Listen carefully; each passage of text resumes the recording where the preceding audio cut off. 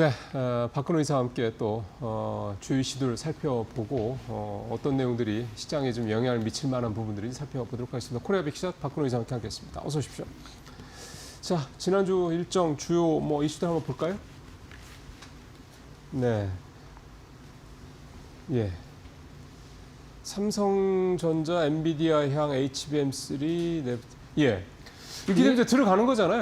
이제 아직 확정은 아니고요. 이제 여기 WAT라는 테스트가 있는데 그거를 삼성전자에서는 이제 거의 자체 내에서 이제 그 테스트를 진행을 했는데 엔비디아에서 테스트하는 것과 똑같은 방식으로 진행을 해서 웨이퍼 테스트를 하는 거거든요. 네. 그래서 거의 이제 엔비디아가 원하는 조건을 맞췄다라고 해서 9월 달 안에 일단 공급을 하는 것으로 이제 거의 확정이 됐다라고 얘기를 하고 있는데 물량은 사실 굉장히 좀 적다라고 합니다. 하지만 그 의미는 상당히 좀 크기 때문에 엔비디아에서 확정이 됐다라는 거는 오보가 좀 몇 개 좀 나오긴 했었었는데 그 확정은 아니었고 이제 설명을 좀 드리면 엔비디아에서 하는 테스트를 삼성이 자체적으로 똑같이 진행을 했을 때 엔비디아가 만족하는 성능이 나왔기 때문에 공급이 이제 된다 이렇게 보시면 될 것 같습니다. 근데 이게 이제 5세대잖아요. HBM3. 네. 이게 그동안 문제됐던 게 한국에서 그러니까 삼성에서 테스트를 할 때는 아무 문제가 없다가 네. 이제 그 엔비디아가 AI 칩 거기에다가 이제 갖다가 탑재를 해서만 하면은 발열 때문에 계속 문제가 생겼던 거잖아요. 네, 뭐 설계를 바꿔서 글쎄요. 이제 발열을 잡았다라고 합니다. 아, 그래요? 네, 네. 그러면은 이 HBM3E 같은 경우는 지금 사실은 하이닉스하고 마이크론이 네. 지금 대부분 다 넣고 있는 거고. 네. 근데 말씀하신 대로 물량이 크지는 않을 것이다. 네. 3E 같은 경우는 이제 그동안에 뭐 AMD 쪽으로 많이 좀 납품이 좀 됐었었는데 시장에서는 물량은 사실 얼마 안 되지만 이제 굉장히 상징적인 부분이 클 것이다 이렇게 판단을 하고 있고 다시 한번 말씀드리죠. 확정은 아닙니다. 확정됐다라고 기사가 나왔는데 그건 잘못된 기사다. 네. 아, 근데 이미 벌써 시장에서는 확정된 것처럼 받아들이는 것 같은데 원래 이게 좀 자기가 좀 좋은 쪽으로 이렇게 해석을 하잖아요. 네. 어쨌든 그러니까 근데 명확하게 좀 이사님 말씀하시는 거는 엔비디아에서 공식적으로 오케이 한 건 아니다. 이 말씀인 거죠. 네. 코스피 아직도 디스카운트 달러 환산하면 사상 최고 멀었다. 예, 이 내용이 오늘 보니까 국내외에서 여러 개가 나오더라고요. 네. 그래서 그만큼 앞으로 코스피가 더 올라갈 업사이드가 있다. 외국인 입장에서 봤을 때는 네. 이제 최고치가 아니다 이렇게 그런 보시면 될 것 같은데 이걸 첫 번째 이슈를 좀 삼아서 좀 좋은 예를 한번 좀 보여드리도록 그러시죠. 하겠습니다. 예, 1,400원대 위협하는 환율 유럽 재정 리스크가 환율이 다시 좀 오르네요. 이게 연준이 금리를 내려서 환율이 좀 떨어질 거라고 봤는데 다시 오른다. 네. 근데 그게 유럽발 악재다. 지금 이제 1원 남았습니다. 1,400원이라고 해도 될 정도로 1,399원이니까. 많이 올랐네요. 네. 주말새. 네. 예.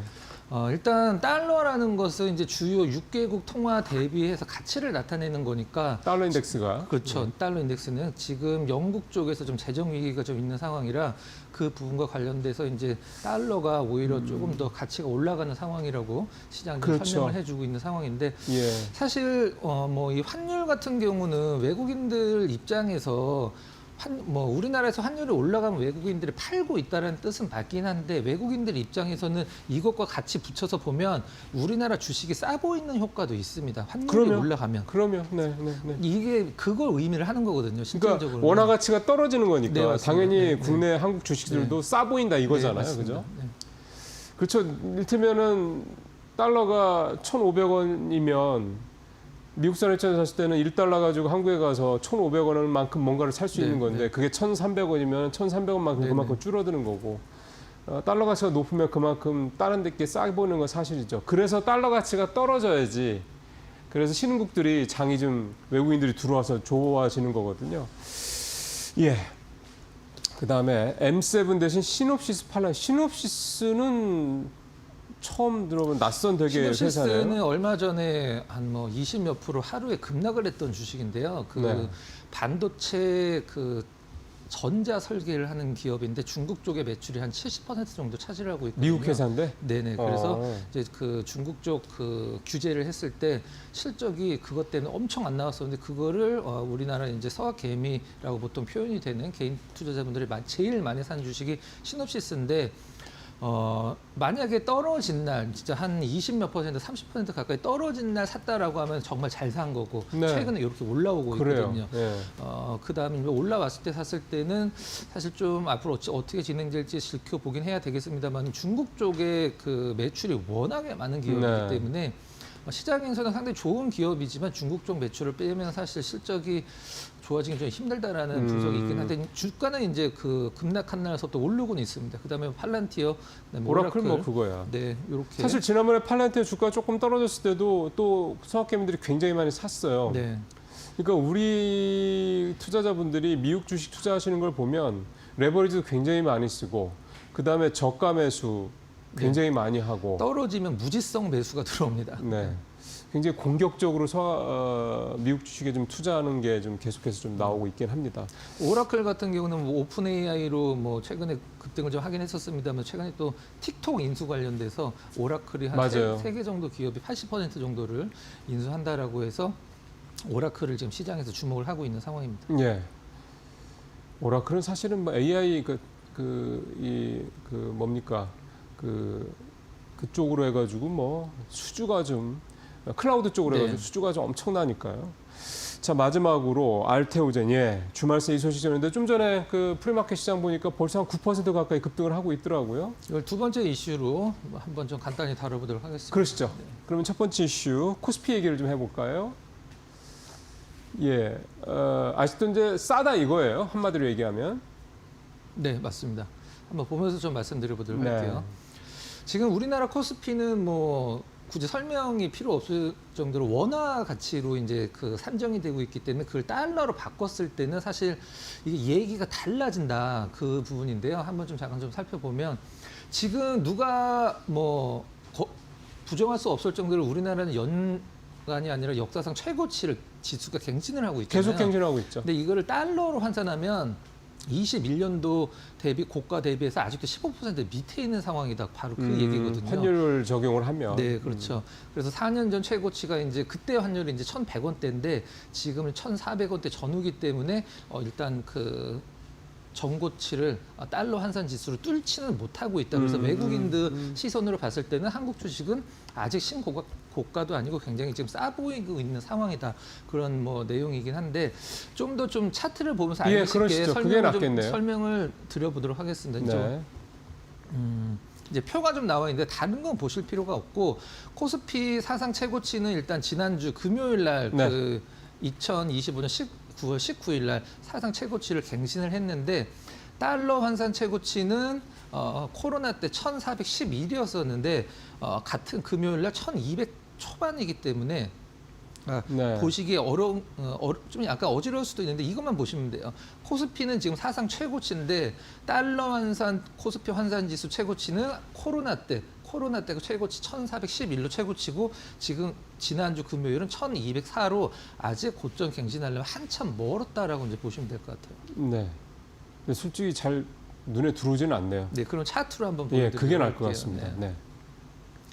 자, 이게 이제 MSCI 한국 ETF이기 때문에 달러로 이제 계산이 된 거기 때문에 이 부분을 갖고 좀 설명을 드려보도록 하겠습니다. 네.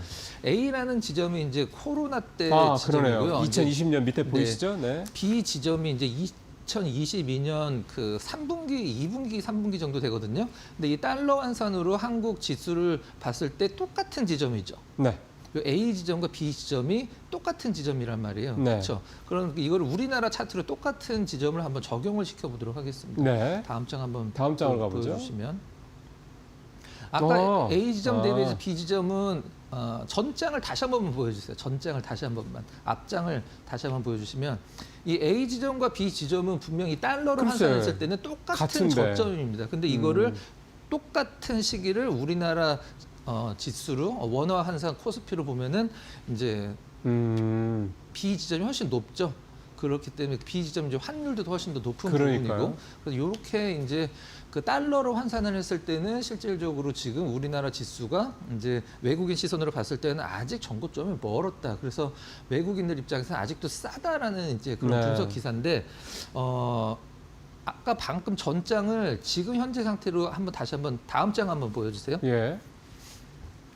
여기가 지금 이제 현재입니다. 현재. 그런 거죠. 현재고 이제 코로나 때가 2021년도 1월 달이 그 이제 전고점 때. 고점이고 예, 역대 여기가 지금 전고점 현재. 때. 그러니까 예. 이만큼이 아직 달러 환산 그러게요. 지수로는 고점이 한참 남아 있다. 바로 그렇게 보시면 될 것 같습니다. 네. 이게 재미있는 접근입니다. 그러니까 이제 이 오늘 이제 아이템의 의미도 계속 코스피가 좀 달려가고 있고 뭐 계속 연일 사상 최고치를 세우다 보면 사실 부담스럽죠. 아, 이거 언제 또 한번 확 또 고점 찍고 그건 누구도 모르는 거잖아요. 확 밀리는 거 아닌가에 대한 우려가 누구나 다 있습니다. 근데 이렇게 놓고 봤을 때 지금 전체적으로 수급의 주체가 외국인이고 이런 걸 봤을 때 환율이나 이런 전반적으로 고려한다. 그러니까 종합적으로 고려한다 그러면 말씀하신 대로 한 15% 정도 네. 앞으로도 업사이드가 있다 이 얘기인 시간 거죠. 여유가 좀 있는 것 같아서 요거 전장 한번 보여주시면 환율이랑 코스피 지수 상관관계 누구나 다들 알고 계시겠지만 지금 이제 환율이 올라간다라고 시장이 걱정을 하고 있잖아요. 네. 근데 이 빨간색 선이 이제 환율이고 이 선이 이제 코스피 지수인데 아까 이제 뭐 좀 전에 방송 초반에 얘기를 좀 드렸듯이 환율이 올라가면 외국인들 입장에서 사는 데는 굉장히 유리합니다. 사는 데는 굉장히 유리하죠. 그렇죠. 뭐 1달러로 1,100원짜리를 살 때보다 1달러로 1,400원짜리를 더 많이 살 수 있으니까. 근데 네. 이 환율이 올라가 버리면 원화가 상대적으로 약세라는 떨어지죠. 뜻이기 때문에 원화 표시 자산, 그러니까 주식도 원화 표시 자산이죠. 자산이기 때문에 그 가치가 떨어지거든요. 그래서 일장일단이 있긴 한데 최근에도 일단은 환율적인 부분이 이제 올라가면 사실 고점 징후 나올 수도 있거든요. 그동안에 똑같이 진행이 됐기 때문에 그래서 환율을 보는 것도 일단은 시장 전반적인 분위기를 보는데 가장 큰 도움이 될 수 있는 게 이제 환율이라고 보시면 될 것 같습니다. 우리가 다른 나라에 투자를 할 때 다른 나라의 그 통화가 가치가 떨어지면 환차손을 입습니다. 가져올 때. 그래서 이제 보통은 우리가 다른 나라 투자할 때 특히 이머징 마켓 투자할 때는 그 나라의 통화 가치가 오를 거라는 부분들에 대한 나름의 확신이 있지 않으면 안 되거든요. 대표적인 게 이제 브라질 국채죠. 브라질 국채 같은 경우 되게 금리가 뭐 10%가 훨씬 넘으니까 이 자산 가분들이 많이 투자를 했다가 브라질이 뭐 내부 상황이 좀 안 좋아서 브라질 통화 헤어라가 확 떨어졌을 때 이제 수익이 그러니까 금리로는 수익이 났는데 환율에서 수익이 확 떨어져서 실제로 환차손을 입어서 이제 최종 수익률은 마이너스 되는 경우들이 흔했습니다. 그래서 이제 마찬가지로 이 해외 투자를 이제 미국 입장에서 봤을 때 외국 입장에서 때 한국 투자할 때도 결국 이제 한국의 원화 가치가 떨어질 때 투자를 하면 수익이 날 수는 있겠지만 더 많은 주식을 살 수는 있겠지만 결국 환차손을 입을 수 있는 우려가 있다라는 거고 그래서 달러 가치가 떨어지고 원화 가치가 올라가는 상황에 한국에 투자하는 게 오히려 수익률 내기가 낫다 이렇게 얘기를 해서 보통 달러 가치가 떨어지면 이머징 마켓에는 투자가 급격하게 늘어나거든요. 이제 그런 부분들을 좀 감안하면 되는 건데 최근에 말씀하신 대로 환율이 다시 1,400원대까지 올랐다라는 게 미국이 아니라 유럽 문제다. 이게 이제 펀더멘털리한 문제이기 때문에 요거는 좀 뉴스를 좀 주시를 좀 해야 될 것 같습니다. 두 번째 이슈로 가보도록 하겠습니다. 네, 알테오젠 얘기. 뭐 이 얘기는 사실 좀 한번 해야죠. 네. 굉장히 의미가 있는 그런 일종의 사건이기 때문에 좋은 사건이죠. 아마 기사 타이틀로 1조 원이라는 단어가 가장 많이 적혀 있었을 거예요. 네, 뭐 로열티로 뭐 네. 연 1조 원 이렇게 얘기들이 네. 나오더라고요. 근데 왜 1조 원인지는 조금 이따 좀 설명을 좀 네. 드려보도록 하고 일단 FDA로서부터 이제 그 SC 제형 품목 허가 이제 획득 발표를 주말에 나왔죠. 주말에 나와서 네. 오늘 이제 풀이장서부터 지금 뜨고 있는 상황인데 일단 뭐 전반적으로는 다 아시는 내용이기 때문에 전에 일단 그 IV 제형일 때 받았던 그 품목 허가를 대부분 지금 다 획득을 했다라는 게 SC 제형에서 가장 중요한 부분이라. 38가지 적응증 허가를 받았더라고요. 이 부분이 가장 중요하고 일단 시장의 침투율이 어느 정도 되는지가 일단 중요한데 이 SC 제형을 환자들이 얼마나 많이 선택을 하는지에 따라서 일단은 알테오젠의 그 매출이나 이런 부분에 상당히 많이 작용을 할 텐데 일단 시장에서는 이제 머크 기준으로서는 뭐 한 30-40% 정도 전망을 하고 있죠. 지금도 이 키트 루다가 전 세계에서 약 중에 가장 많이 팔리는 작년에 41조 팔렸대요. 네, 가장 많이 팔리는 약이거든요. 네. 뭐 이게 사실 분기별로 뭐 사실 뭐 10조 원 뭐 왔다 갔다 하는 그런 정도 팔리고 있는 상황인데 왜 기사들에서 1조 원이라는 단어를 강조를 했냐면 사실 이거는 과거에 이제 알테오젠이 이제 그 머크랑 계약을 할 때 사실 이 퍼센트를 발표를 하진 않았었거든요. 근데 뭐 4, 5% 얘기를 네, 하더라고요. 5%, 그러니까 막 10%가 넘었으면 이걸 좀 약간 주가도 굉장히 그 더 퍼포먼스 있게 만들기 위해서 이제 알테오젠 공개를 했을 것이다라는 얘기가 있었었는데 네. 이제 앵커께서 말씀해주신 대로 5%가 이제 시장에서 가장 뭐 그렇게 얘기를 하더라고요. 네, 그래서 한 20조를 잡았을 때 5%면 이제 1조 원 정도 될 것이다라고 해서 지금 시장에서 이제 알테오젠을 굉장히 좀 긍정적으로 볼 수밖에 없는 상황이 됐다 이렇게 보시면 될 것 같습니다. 근데 시초가가 너무 많이 뜨고 있기 때문에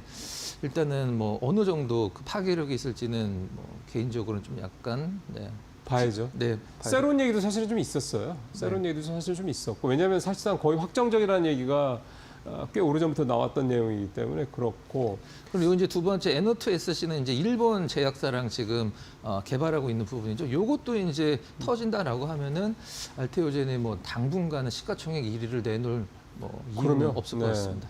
그리고 사실은 기존에 있는 정맥 주사가 30분 정도 보통 걸렸잖아요. 근데 이거는 짧은 거니까 짧은 거는 한 달, 좀 길어봤자 짧은 게 1분, 길어봤자 2분이거든요. 그러니까 제가 되게 관심 있게 봤던 내용은 미국 병원들이 이걸 이렇게 좋아한대요. 왜냐하면 그만큼 베드 회전수를 회전율을 높일 네, 수가 있기 때문에. 그래서 병원들도 그러니까 이 약이 뭐 환자들이 선택을 할 수도 있겠지만 사실 병원에서도 사실 선택하는 데 굉장히 중요하잖아요. 병원들이 상당히 이 SC 제형을 되게 좋아한다라는 얘기도 있어서 그 부분도 상당히 좀 그러니까 만간 무슨 뭐 홍보나 마케팅 차원의 문제가 아니라 그럴 것 같다는 생각이 듭니다. 침대를 그만큼 빨리빨리 돌려서 환자를 더 많이 받을 수 있다라는 게 병원 입장에서는 좋은 거니까요. 자, 다음 장 한번 볼까요? 차트 잠깐 보고 네. 마무리를 좀 짓도록 하겠습니다. 주가와 수급인데 알테오젠 차트인데요. 일단 최근에 기관 그냥 외국인들 수급은 별로 이렇게 좋은 건 아니네요. 좋은 편은 아니었습니다. 고점에서 좀 많이 차익 실현을 했고 기관 같은 경우는 차익 실현 상당히 많이 나왔고 외국인들도 차익 실현을 하고 있는 상황인데 사실 뭐 시가총액 코스닥 1위이기 때문에 뭐 일단 상징적인 부분들도 있고 오늘은 제가 봤을 때는 전고점은 그냥 뚫지 않을까 하는 글쎄요. 생각을 좀 하고 있습니다. 예. 네. 예를 들어서 매년 1조의 로열티가 두른다고 그랬는데 그냥 딱 지금 현재 수준에서 봤을 때 알테오젠이 추가로 투자를 더 하거나 이 이제 SC 제형 관련해서 그다음에 뭐 사람을 더 뽑거나 뭐 딱히 뭐 더 할 게 없는 거잖아요. 그렇죠. 많이 팔리면 많이 팔수 로열티는 네. 금액은 절대수가 훨씬 늘어날 네. 거고 5%라서 치더라도 사실은 정말 대단한 일입니다. 우리나라 회사. 그러니까 그리고 또 하나가 그동안에는 라이센스 아웃 그러니까 기술 수출만 해서 소위 말하는 마일드스톤이 두르는 거 정도는 이런 회사들은 여러 군데가 있었는데 이제는 로열티를 받는다. 그러니까 소위 말하는 이제 런닝 개런티 개념으로 로열티를 받는 제약사가 이제 바이오 회사가 된 거기 때문에 이것도 상당히 좀 의미가 있는 그런 내용이다 이렇게 좀 볼 수가 있겠습니다. 어쨌든 이제 제약 쪽에 유한 영향이 있다면 이제 바이오 쪽에는 알테오젠이 좀 확실하게 뽑아 올릴 수 있는 그런 상황이 좀 됐구나라는 생각도 좀 듭니다. 뭐 특별히 이사님 뭐 리스크 요인이라든가 이런 거 혹시 투자자분들한테 좀 조언하실 말씀 있으세요? 알테오젠에 대해서요? 예, 뭐 바이오로든 알테오젠이든 이런 상황에 대해서 제가 봤을 때 없을 것 같습니다. 네, 그 전례 없는 일이기 때문에 네. 알테오젠이 또 새로운 사례가 앞으로도 왜냐하면 바이오 회사들 중에서 라이센스 아웃 한 다음에 로열티를 받는 회사들이 이제 앞으로도 생겨날 텐데 아마 알테오젠이 그들이 한 번도 가보지 않은 길을 이제 처음 가는 거라니까 상당히 일종의 약간 교과서적인 그런 부분 때문이라도 알테오젠은 약간 공부에도 되게 좋은 도움이 되는 사례가 될 것 같습니다. 이사님 오늘 말씀 잘 들었습니다.